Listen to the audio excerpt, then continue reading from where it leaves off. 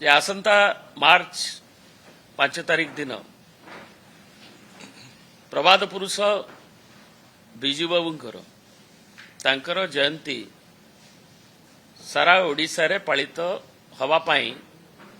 ଆମର ମାନ୍ୟବର ସଭାପତି ଶ୍ରୀଯୁକ୍ତ ନବୀନ ପଟ୍ଟନାୟକଙ୍କ ନିର୍ଦ୍ଦେଶ କ୍ରମେ ସମସ୍ତଙ୍କୁ ଅବଗତ କରାଇ ଦିଆଯାଇଛି। ଏ ସମ୍ପର୍କରେ ଆମର ଜିଲ୍ଲା ସଭାପତି ନିର୍ବାଚନ ମଣ୍ଡଳୀ ନେତୃତ୍ୱ ଆମର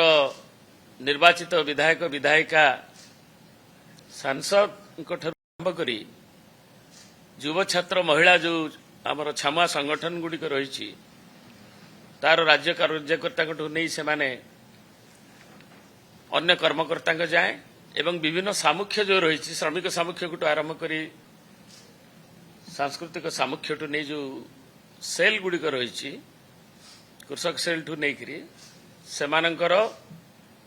ଆବାହକମାନଙ୍କୁ ମଧ୍ୟ ଆଦିବାସୀ ହରିଜନ ଦଳିତ ଯେଉଁ ସେଲ୍ ମାଇନରିଟି ସେଲ୍ ସେମାନଙ୍କୁ ମଧ୍ୟ ସମସ୍ତଙ୍କୁ ଅବଗତ କରିଦିଆଯାଇଛି ଏବଂ ଏ ସମ୍ପର୍କରେ କିଛି କ୍ଷଣ ଆଗରୁ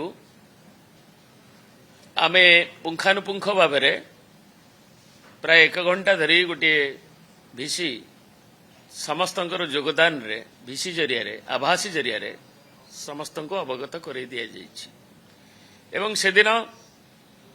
ସମୃଦ୍ଧ ଓଡ଼ିଶା ଗଠନରେ ବିଜୁବାବୁଙ୍କର ଅବଦାନ ଶୀର୍ଷକ